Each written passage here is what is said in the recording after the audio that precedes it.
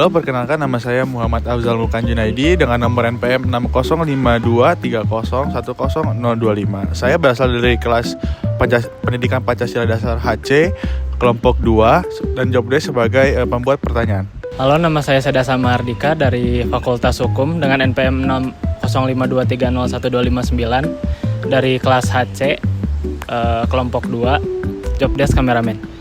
Nama saya Zahra Patrisya, NPM 61124011096, jurusan Arsitektur, kelas HC, kelompok 2, sebagai editor.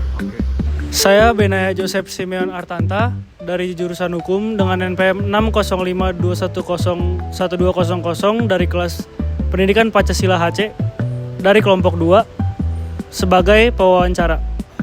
Halo, nama saya Mirai Abigail Rondonuwu, NPM 61124011075 dari jurusan Arsitektur, kelas HC kelompok 2, job desk sebagai pewawancara. Selamat siang. Halo, selamat siang. Selamat siang. Ini saya sama siapa ini sekarang? Oke, perkenalkan nama saya Gede Narayana Putra Mardika, sering dipanggil Becing. Oke, Mas Becing. Kita lagi di mana ini sekarang, Mas Becing? Kita ada di asrama Viata Citra Gangga yang bertepatan di Jalan Dr. Oto nomor 15. Oke, di asrama ini ada komunitas apa sih, Mas? Kami itu ada menaungi 2 komunitas. Yang pertama ada kesenian Gita Saraswati dan juga KMHDI. KMHDI itu Kesatuan Mahasiswa Hindu Dharma Indonesia, kayak gitu. Oke, boleh tolong dijelasin nggak, Mas? Komunitas KMHDI itu apa? KMHDI itu komunitas eksternal yang bergerak di bidang keagamaan yang dimana di sini mewadahi aspirasi dari mahasiswa-mahasiswa se-Bandung Raya, kayak gitu. Oke, Mas Becing sendiri di komunitas ini itu sebagai apa, Mas? Saya di komunitas KMHDI itu menjadi fungsionaris ketua pimpinan daerah Jawa Barat, kayak gitu. Oke. Jadi, bagaimana Mas Cing memaknai nilai ketuhanan yang Maha Esa dalam konteks kehidupan yang berbangsa dan bernegara? Kalau kita berbicara mengenai ketuhanan yang Maha Esa, di Hindu tersendiri itu dia tidak mengenal Tuhan, gitu. Karena apa?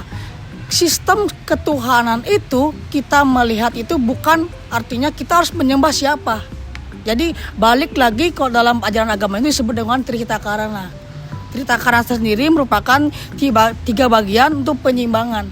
Jadi kita bukan berbicara tentang kita dengan Tuhan aja, tapi kita berbicara tentang alam, kita semua manusia, dan bagaimana kita melihat suatu alam dan suatu manusia ini seimbang, seperti itu. Jadinya apa? Kalau kita melihat ketuhanan tersendiri, kita harus juga melihat alam dan juga manusia. Jika kedua itu sudah seimbang, baru kita bisa melihat suatu ketuhanan. Kayak gitu. Oke. Kalau menurut Mas Becing sendiri,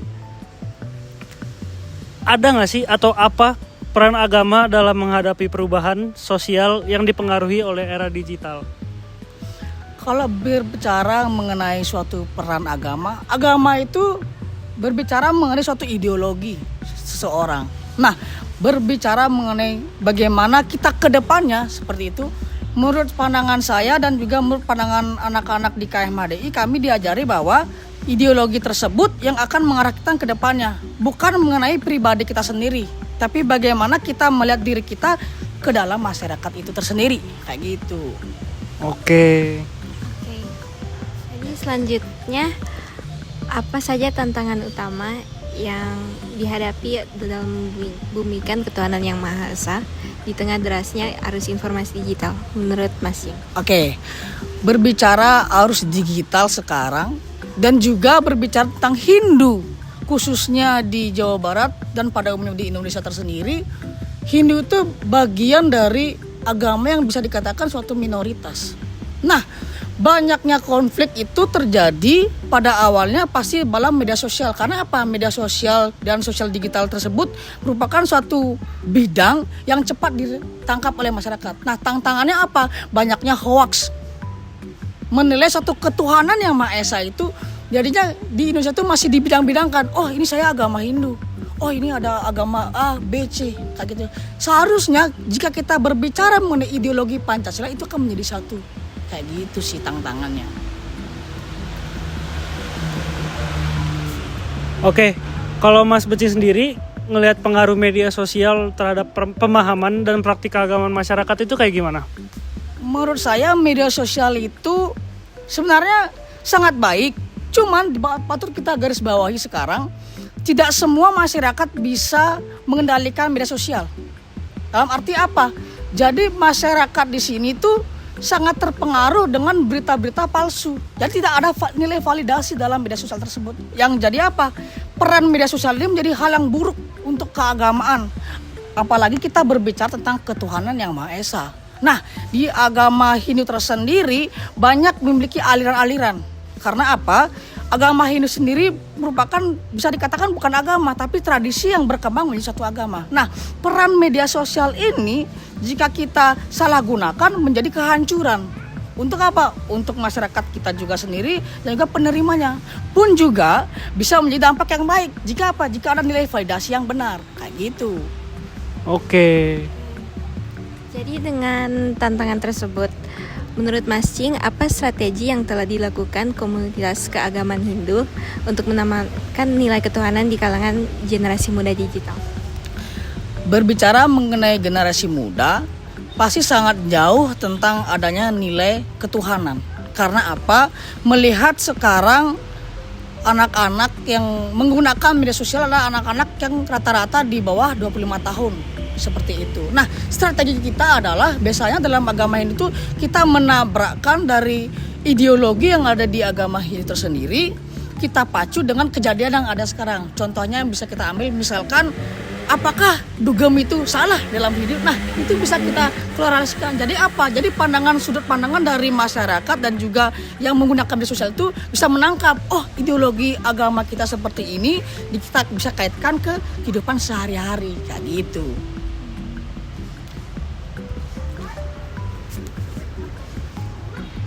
Oke, kalau dari Mas Becing sendiri,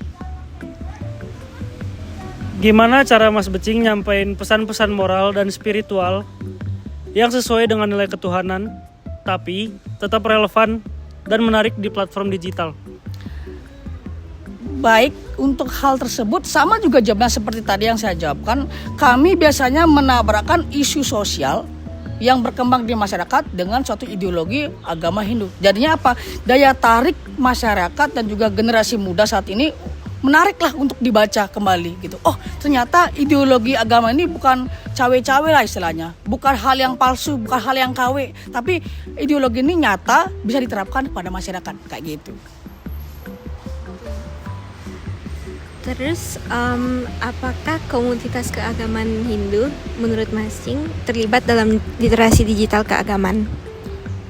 Kalau digital keagamaan, kami bermain juga di hal tersebut karena apa? Berkembangnya zaman itu sangat penting lah untuk kelangsungan yang ada namanya di agama Hindu sendiri. Seperti itu. Kami biasanya bermain dalam website. Website kami itu kmhd.org. Kayak gitu. Jadi di sana kami mengumpulkan suatu aspirasi suara-suara kader kami yang beragama Hindu dari mahasiswa se-Indonesia. Kami tampung sana dan kami bahas sana seperti itu. Jadi kami mewadahnya lewat website kayak gitu. Jadi dalam bentuk website? Ya betul, kami bentuknya website semua kayak gitu. Oke, kita udah mau masuk ke pertanyaan-pertanyaan terakhir Mas Becing. Boleh. Ini kalau Mas Becing mau, jawabnya sambil lihat ke kamera. Soalnya pertanyaan tentang harapan dan peran pemerintah. Oke. Menurut Mas Becing sendiri, gimana peran pemerintah dan masyarakat dalam mendukung penyebaran nilai ketuhanan yang Maha Esa secara sehat dan damai di era digital? Oke. Kalau dari pandangan kami, kalau kami itu berbicara mengenai pemerintah sebenarnya sudah bagus. Cuman yang menjadi pertanyaan adalah kami sebagai masyarakat yang bisa dikatakan minoritas di Indonesia ini istilahnya tidak selalu ditampung lah. Karena apa? Melihat juga kejadian-kejadian, mungkin kalau kami sebagai orang yang beragama Hindu di Bali tersendiri kami kuat seperti itu. Tapi saat kami merantau ke Jawa, merantau keluar dari Bali, kami merasa kami itu diasingkan. Karena apa? Dasarnya ketuhanan yang Maha Esa, tapi kita tidak menemukan apa yang disebut dengan kata Esa. Seperti itu. Jadi apa? Menurut pandangan saya, peran pemerintah itu hanya satu aja. Hanya memojokkan satu agama saja. Namun seharusnya pemerintah itu harusnya mewadahi dalam bimbingan masyarakat menjadi satu rumah keagamaan seperti itu. Oke. Dengan itu ada apa harapan Mas Cing terhadap generasi muda dalam menjaga dan meneruskan nilai-nilai ketuhanan di tengah kemajuan teknologi saat ini? Harapan saya untuk kedepannya untuk generasi muda adalah berbicara tentang ideologi. Karena apa? Melihat generasi muda saat ini sudah tergerus oleh budaya-budaya luar. Tapi patut kita ingatkan bahwa di mana sih kita lahir, bagaimana ideologi kita, apalagi berbicara tentang Pancasila ataupun juga ketuhanan yang Maha Esa. Itu sila pertama yang harus kita tekankan. Jadi harapan saya semoga nantinya ke depannya generasi muda ini masih tetap kukuh atau kuat dengan ideologi bangsa dan pada umumnya Pancasila dan pada khususnya sila pertama ketuhanan yang Maha Esa, kayak gitu. Oke. Ada nggak pesan-pesan terakhir Mas Becing untuk siapapun atau mempromosikan komunitasnya?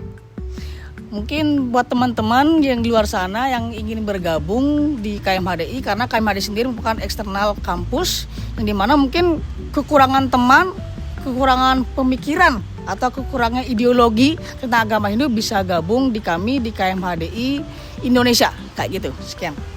Oke, makasih banyak ya Mas Becing ya.